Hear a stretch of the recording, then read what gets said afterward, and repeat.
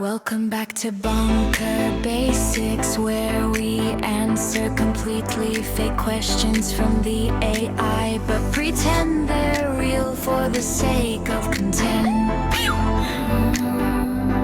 None of this medical, dental, vision, legal, financial, veterinary, or any advice about anything. Oh, look at that bandit bunker. Let's go. Let's go.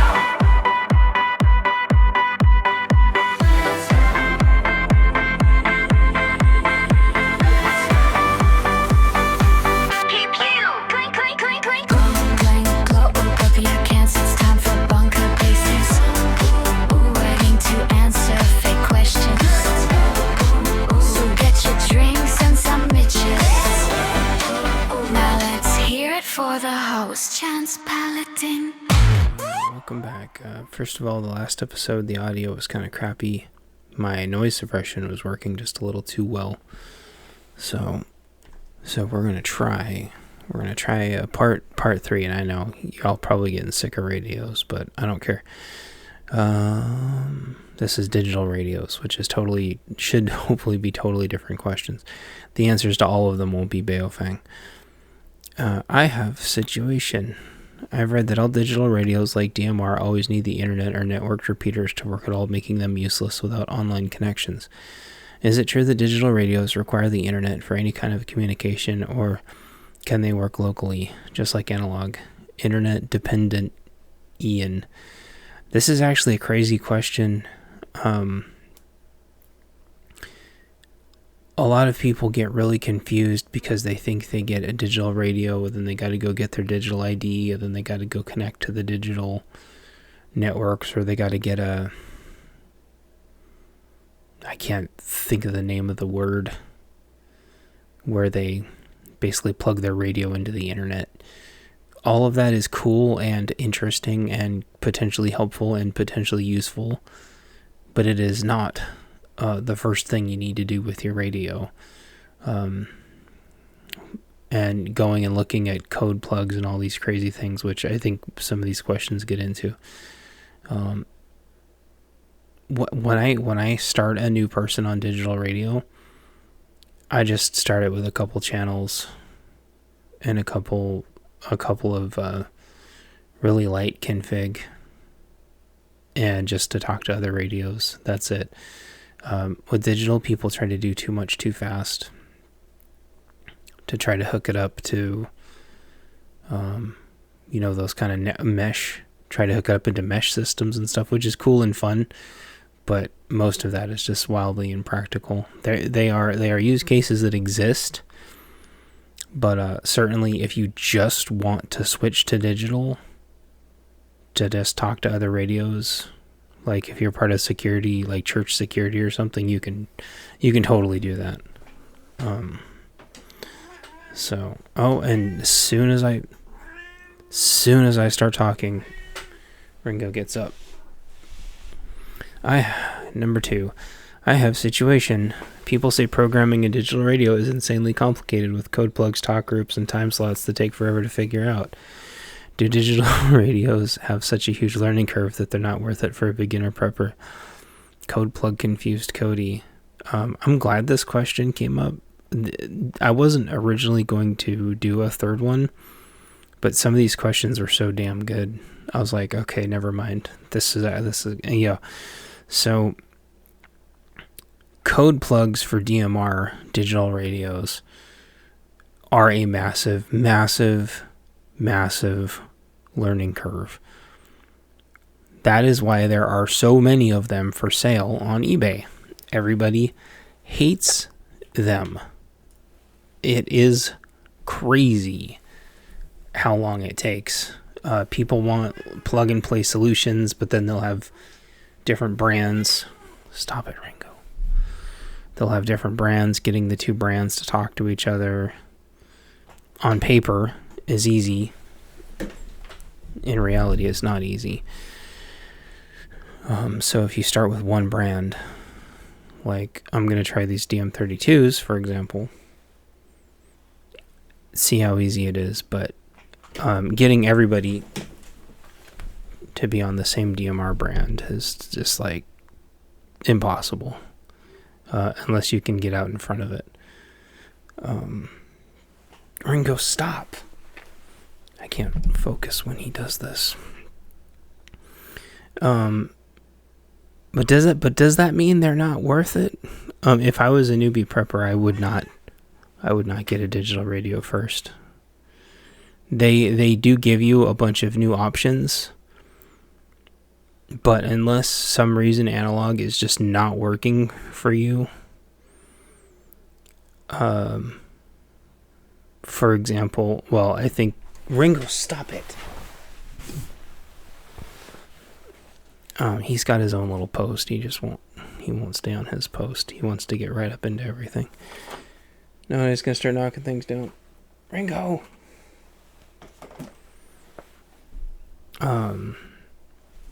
There will be a question later that explains probably the one or two reasons why you might want to switch over. But I still wouldn't. Ringo, stop it. I still wouldn't do it for newbies. I would stay on analog until you've completely exhausted your analog options. Question 3. I have situation. I keep hearing that digital voice modes like... Why would you call it a digital voice mode? I don't know. Freaking weird AI. Like DMR are all or nothing, crystal clear until they suddenly drop out at the edge of range. Is digital really worse than analog for weak signals and emergencies, or is that overstated? That's a really stupid... Ringo, stop it. That's a really stupid way of putting it. Is digital worse than analog for weak signals? I've never heard it characterized that way. I guess like the implication is like I don't know. That's weird. A lot of people... Ringo, stop. A lot of people see it as a positive, not a negative. I don't know how you would increase... Ringo. I don't know how you'd increase your... be able to receive a weak analog signal that you wouldn't also be able to receive a weak digital signal. That seems really stupid. I could imagine someone believing that, though. I've just never heard it characterized that way. It's usually the other way around. People like the fact that you can be on the edge of a signal and hear somebody super, super, super, super clear. And when I've been on digital with people, it's clearer than a cell phone. Like this last like 20 years of cell phones, 25 years of cell phones is garbage. Cell phones didn't always used to sound like crap. And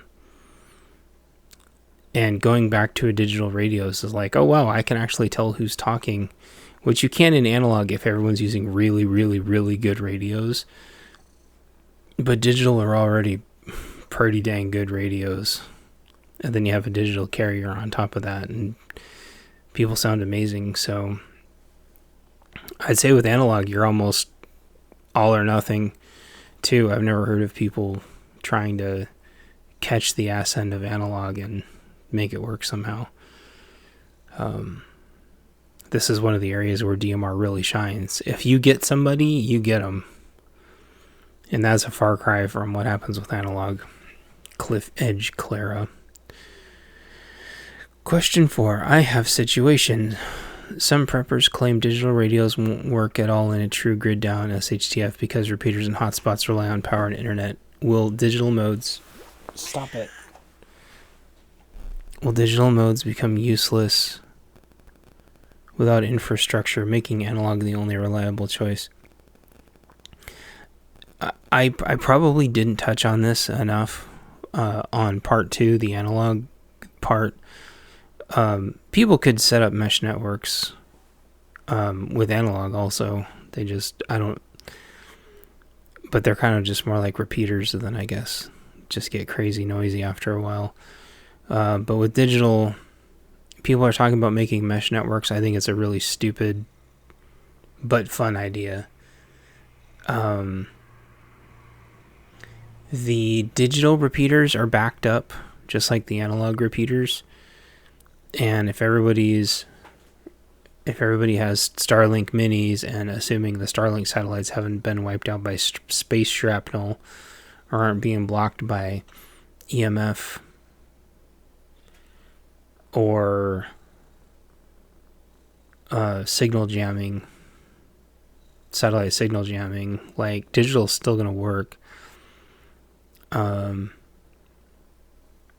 Digital doesn't rely on repeaters and hotspots and power and internet. I mean, you got to power them, but the newer ones are all on C, and you can, well, some of them still have cradles, but you can charge off all your other batteries, because everybody's got moderate to large size batteries now that can charge, AC just fine.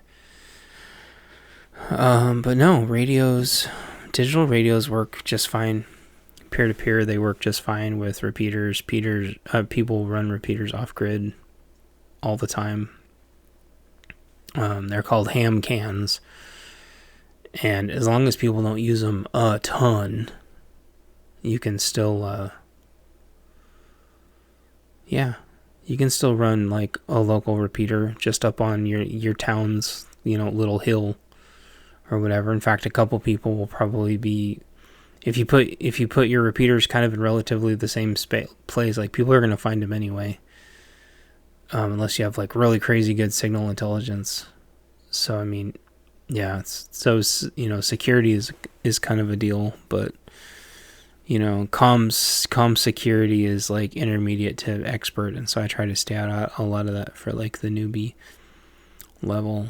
So no, digital isn't any more or less useful than analog off-grid. You lose some things, like you lose your radio being connected to the internet, which you might be using for stuff. Here in PNW, Pacific Northwest, we have the PNW DMR, which runs the entire I-5 and 84 corridor. Like, we would lose access to that potentially after a few days or weeks if everyone used it really heavily. But digital radios still have tons of great use cases, even if Starlink is down and the internet and the repeaters.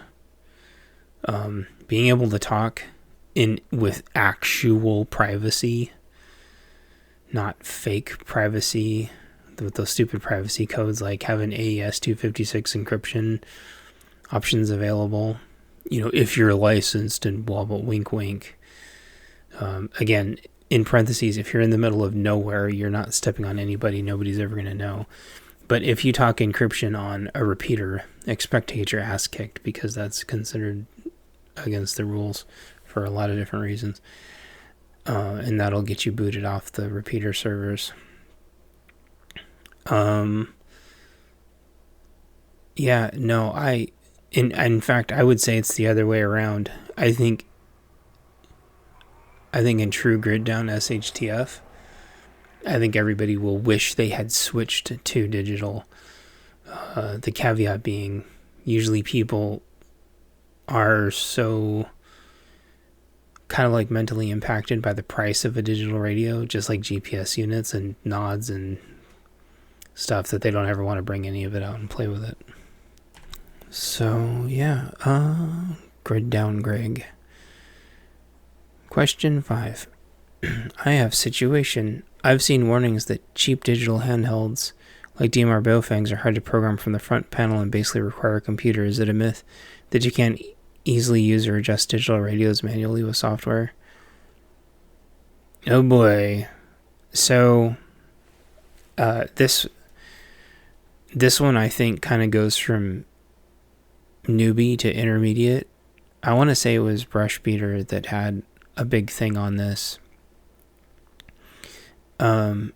You need to do your own research on which DMRs have crappy programming from the front end and which radios have, otherwise.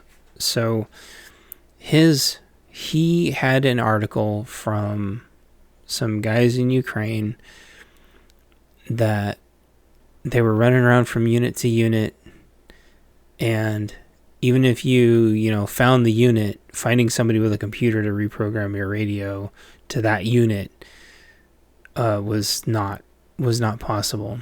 And a lot of people have this kind of fantasy land of how SHTF is, of how like, oh, well, if you just know everybody in the area of responsibility, that you're just going to get a radio with every single one of their sets of programming on it. So as you go to a new zone, you just program in the new one and you just join the new unit and la-di-da. But that is wholly not how combat works at all. Your radio is going to be programmed to your one unit, and the encryption is probably going to have to be reset every day or two, back at the head unit, back at the talk. And if you go to a new unit for some reason, you have to go in with no comms and then find somebody to reprogram your radio. It's just not feasible in the field, nor is for OPSEC purposes that everybody would have every radio programmed to everything every day in every unit. That's just insane. And so his point to all that was, you need to have a good front face programmable. And I don't know how well the DMR32s are. Let me grab one. So I'm holding the DM32, and it's got a P1 and a P2 and an OK that looks like a menu button, and a home button that looks kind of like a return button. So, I mean, it looks like it's got a decent amount of buttons, I guess, for navigation. But again, kind of back to the point that it said, like, hard to program. I mean, even if it is easy to program, I'm not sure I've heard of a radio where you can front end enter encryption. So I don't know in Ukraine if they're just not using encryption, or if they had encrypted and unencrypted until they could go find who they needed to talk to load it on there with some kind of a computer or like a bulk encryption loading tool, like basically like stick all the radios into like a cradle and hit a button and have them all flash. That's all like moderate to like advanced level. If you're just networking with your neighbors or your church group, someone needs to learn how to use it so they can just program everybody's radios properly and test them all properly. Front panel frustrated Frank. I would say that gets into like moderate or advanced level. I can say I've definitely heard that some of the radios are impossible to load on the front panel. So that is something, again, there's kind of three primary ones. There's like the BTEX 6x2s, which is like a Baofeng subsidiary. There's the TYT MD 390s. That's what I've been using. And then a lot of people I know have been using the BTEX. But they're also expensive that nobody will take them out in the field and mess with them. And then therein lies the problem, right? And then the over-reliance on just a handful of people of knowing how to program these things. That also burns those people out. So if you're running a church group, it behooves you to have a couple people that know how to do it. From the radio side, and also having a couple of laptops that can do it, and having a couple cables, like, you do kind of run into like a redundancy thing. Even with the Baofengs now, with the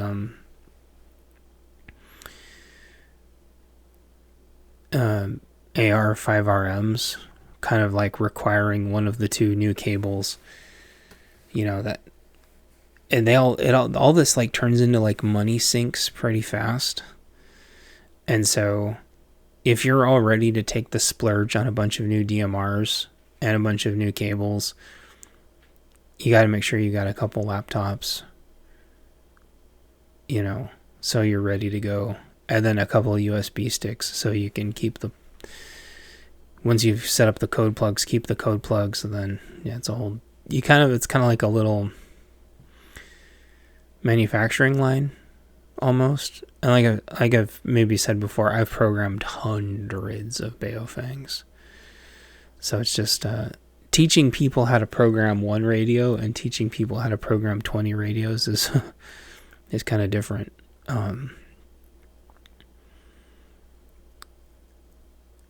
Which is why even with analog, you don't program it from the front end. You just hop over to frequency mode.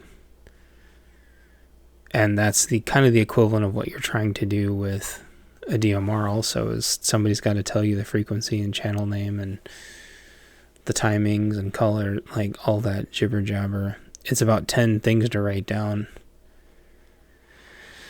not including encryption. So some radios it's doable. I know that's like a really long answer, but oh well. Hope that makes sense. Front panel frustrated Frank. Question 6. I have situation. Folks say you need a special DMR ID and registration just to talk locally, adding extra hassle compared to analog. Do you really have to register a unique ID for basic digital use, or is that only for network stuff? ID intimidated Ida. I'm sure there's some rule or law somewhere saying that you have to have a digital ID, an official digital ID. But a lot of people don't have their ham yet. And if you don't have your ham, you can't go get your official digital ID.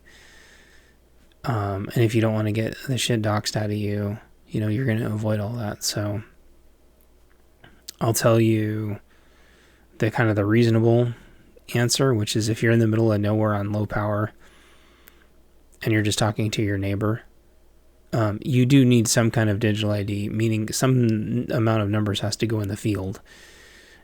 You are going to want to make sure that your numbers are different than their numbers, or you're going to get really confused. But there does need to be some kind of number in the field, but it doesn't need to be validated. You know, it doesn't go out to the internet, like setting up a DJI drone or a DJI camera or something, where it has to go authenticate to the internet for some reason nobody can explain. Oh, Ringo's back. Welcome back, Ringo. I have situation. I hear digital radios drain batteries way faster than analog because of the extra processing and TDMA slots. I don't know if it made that up or what. Is battery life significantly worse on digital modes, or do they actually last longer? I haven't noticed any difference. And Ringo, stop. And radios now have humongous batteries in them. Short of holding the button down, you're not going to run them out of power in even like a day or two. You keep your transmissions really, really short. Listening doesn't take much power. Battery burned berry. Ringo, stop. Question 8. I have situation. Some say digital modes like DMR were designed for commercial use, not hams, so they're not real radio. So they are not real radio and lack flexibility. Is digital unsuitable for amateur? Is digital unsuitable for amateur purpose use because it's too rigid compared to analog FM? Is it unsuitable? I wouldn't say it's unsuitable because I know hundreds and hundreds of people on DMR just in this area. Literally hundreds. So no.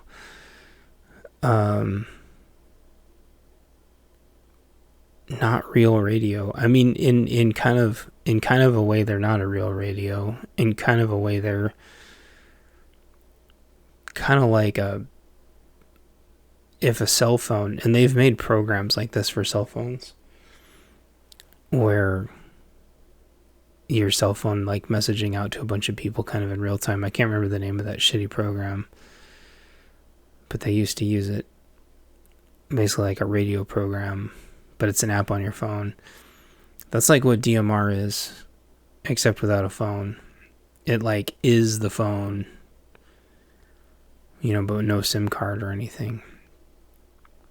Do they lack flexibility? I don't think they necessarily lack flexibility, because I can still plug it into a bigger antenna. You can still plug it into the internet. Brand mixer, I can't remember what it's called. If anything, I would say DMR has a ton of flexibility that analog doesn't have, and analog has a ton of flexibility that DMR doesn't have. Like, DMR is actually a massive ecosystem, and so is analog. If you want to go all the way down the analog rabbit hole, it's huge too, just like DMR is. So I don't think it's unsuitable. I think what happens is analog is way more affordable, and setting up analog radios is way simpler. And so people don't mess with digital because they don't have to. But I think it opens up an interesting paradigm where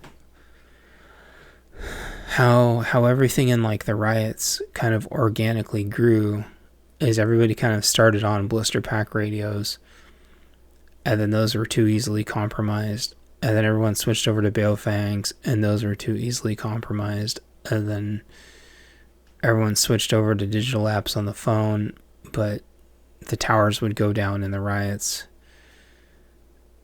And I don't know necessarily if they ever switched over to DMR, but I do know there's groups of people that do nothing but hang out and listen to all their chatter and figure out what they're doing.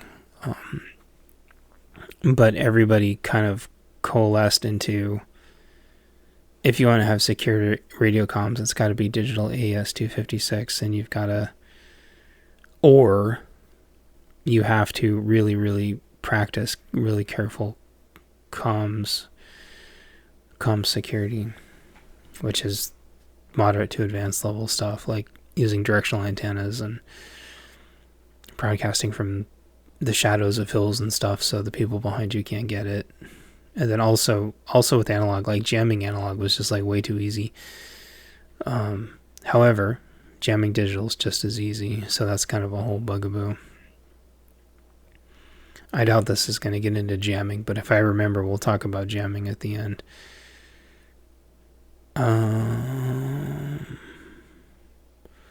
Commercial only, Carl. Okay. I have a situation. People claim most digital radios can't fall back to analog mode, locking you into digital mode if you choose one. Do modern digital handhelds support both modes seamlessly, or are you stuck with digital once you go that route? Mode locked mic. I know I keep repeating the same thing. These are actually really awesome questions. TYT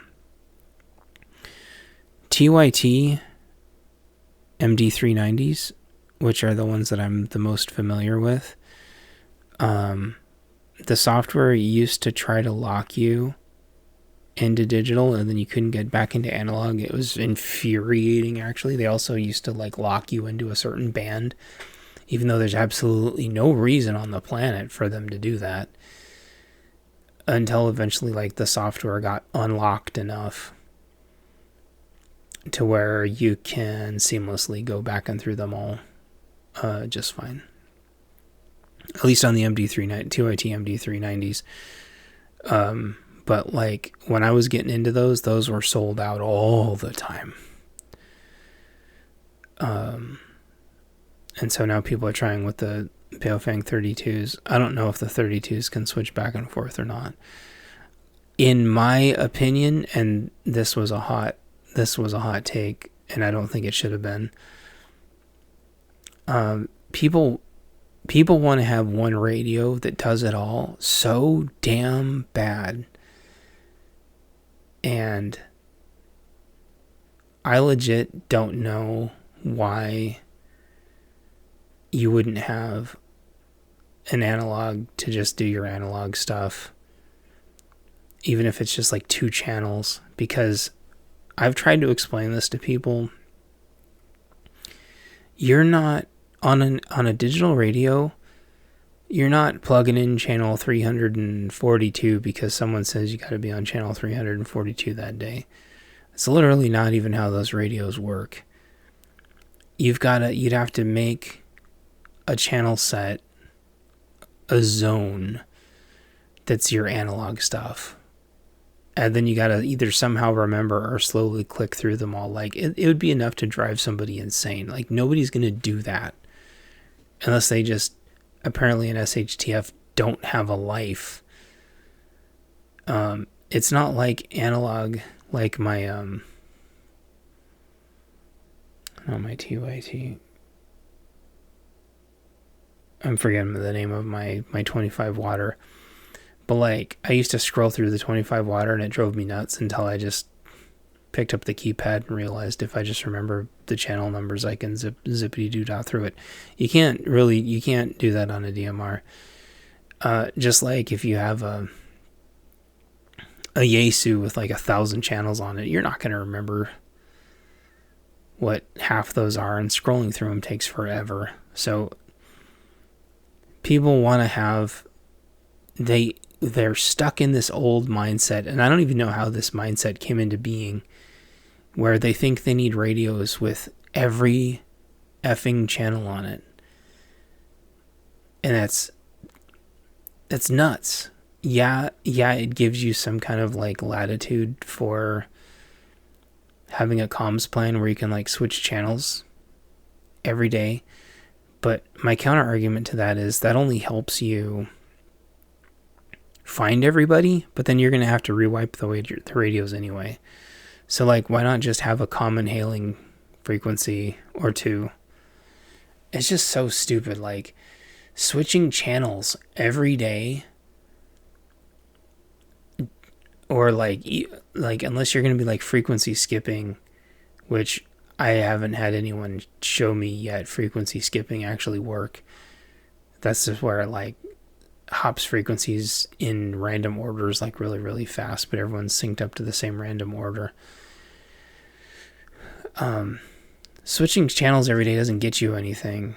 Like, if someone has a frequency scanner, they can find your frequency in 2 seconds and be right back on your new channel and be causing you problems.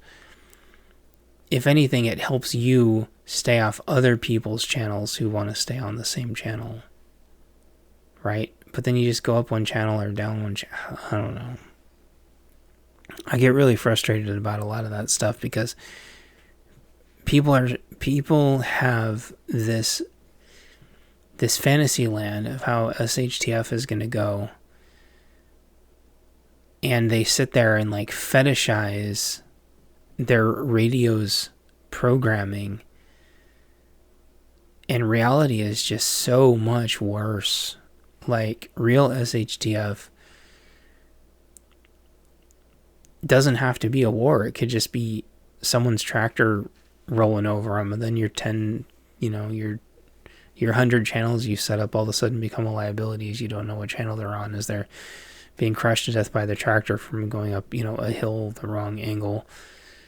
Or, their lawnmower rolled over on them, or those things happen all the time. Or, the bull got out and they grabbed the radio and they're calling for help, but, they were on yesterday's channel and you're on today's and you forgot. Or like someone shoots somebody else because they're on the wrong radio channel as they're running away from bad guys. Oh, that doesn't ever happen. Oh, like, explain all the people who died at the Chaz then. They're still in court over that.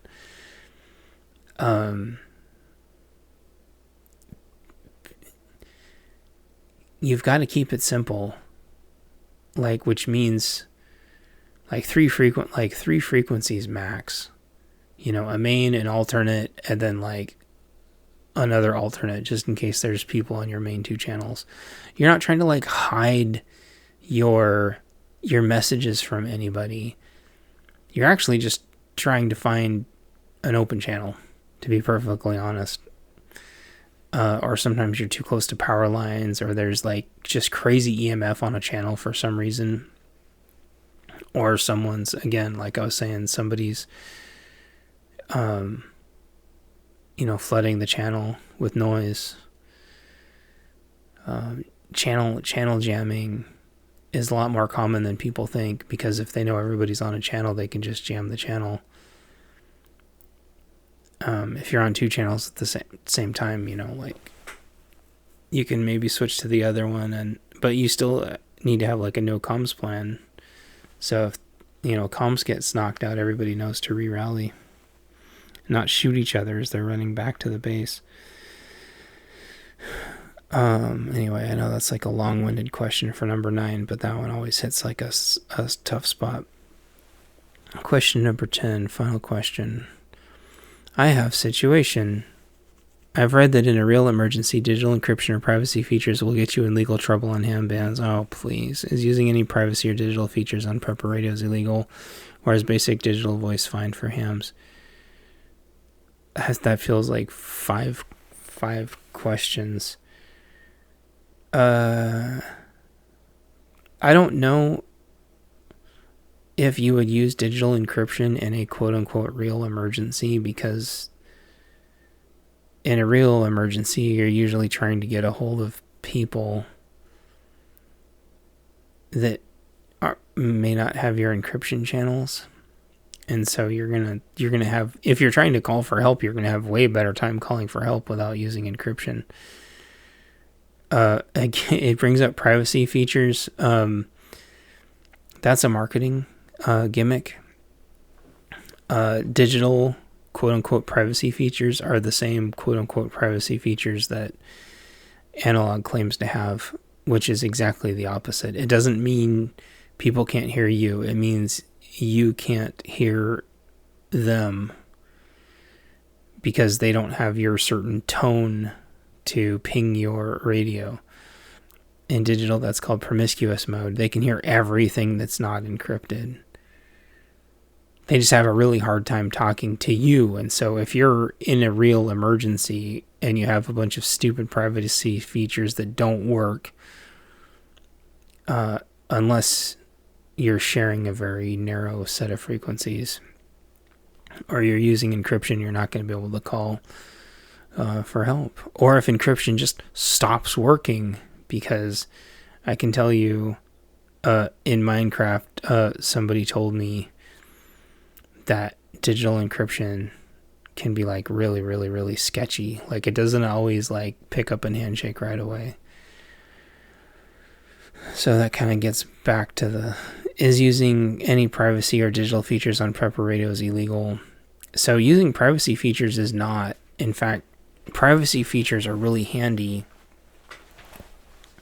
if you're trying to share a really small amount of frequencies. It's actually a very, very common, widely used thing, especially on the digital net. It's not illegal at all. Using encryption for some reason, the US just like does not allow people to encrypt things. They have to be able to get into anything. But also, I think it has something to do with just radioing gibberish around. Like, you're not supposed to just radio gibberish, and encryption is kind of... If you don't know what encryption is, it kind of sounds like being jammed. It's just a hiss. It's like a quick hiss. But if you're in an urban area, you'll hear encrypted radios all the time, because all the police now use encrypted radios for all their tactical stuff and even their non-tactical stuff. All of that is supposed to be kind of uncensored, but like it's a whole deal. That's a giant wormhole to go into. So like I said before, just don't use encryption on repeaters, because that's, not only is it really rude, but you're just being a dick at that point. Build your own repeater if you're going to, do something like that. So at least you're not, and I'm not advocating that anyone break the law, but, being on someone's repeater, that's like their house. Don't disrespect people's repeaters. And so that means, don't don't do encryption on people's repeaters. But again, if you're on low power in the middle of nowhere, nobody's going to know. I think what you'll find, though, is that you don't like it because it doesn't work very well. It's really hard to set up, potentially. And then the use cases for it is like, okay, well, now what do we do? But I get it, like, if you're church security, you know. But the thing is like, you can get licenses to run encryption legally. So, you know, that just might be something y'all want to look into. If you're running like a proper church security group, is just look into, you know, actually getting certified to use digital encryption. It's fairly common. Yeah. And then, I don't know, how do I want to talk about jamming? Jamming is kind of weird. The thing is, and this gets into kind of moderate to advanced, but when you start learning how to fox hunt, you know, looking for which direction a signal is coming from, and people are jamming you, they have to put out a lot of power because their power has to be stronger than yours. And finding them, there's equipment now that can like find transmission locations really fast. You know, they could be like bouncing it off a relay or something, but those may all be things that you want to look into for more advanced radio stuff. Is looking to see where transmissions are coming from. Because, like, let's say that you work in a church and somebody keeps messing with your signal and the cops don't care, and you don't want to call the FCC, you know, starting to be able to find people's signals is going to help you out a lot. So I hope that helps. I think this was pretty interesting. I do think this is going to be my last radio one, though. I know I did 3 radio ones in a row. I do have at least one more planned. But if you like this format, let me know. Yeah, I have at least one more. Let me know. Let me know some other topics. I don't know a lot about canning, and I don't have a pair of nods, and so can't do canning or nods. People are just going to laugh at me. But I do want to do one about drones, and so my next one's going to be about drones, in case a lot of you got drones for Christmas. But if you can think of any other topics, I'm having a lot of fun doing these. So, all right. Talk to you all later. Bye. Buy my book, and we'll all get through this together. There's still time to prep. Bye-bye.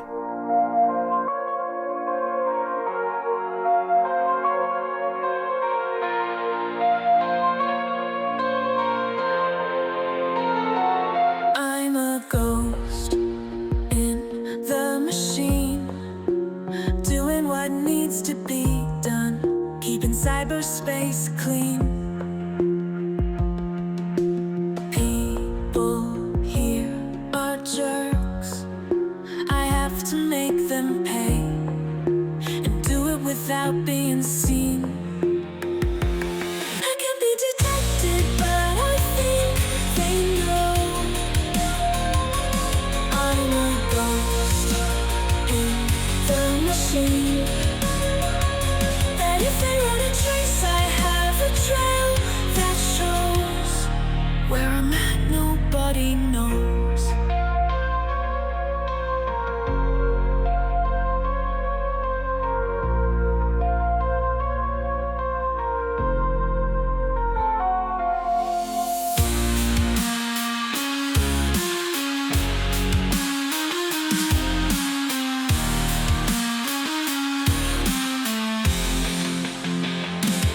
I'm a ghost in the machine, doing what needs to be done, keeping cyberspace clean.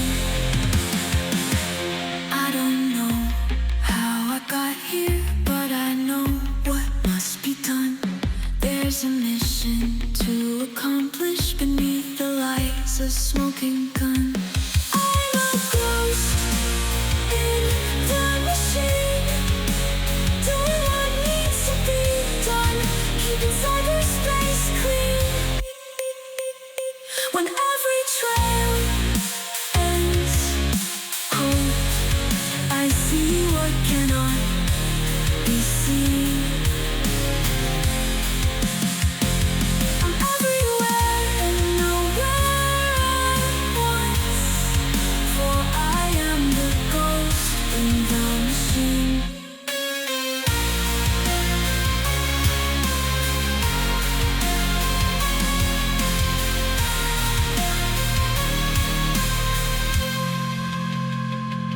I'm a ghost in the machine, doing what needs to be done, keeping cyberspace clean.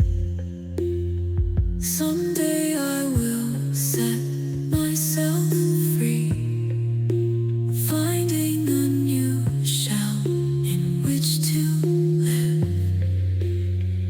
Until then I roam free in here, taking what others won't give.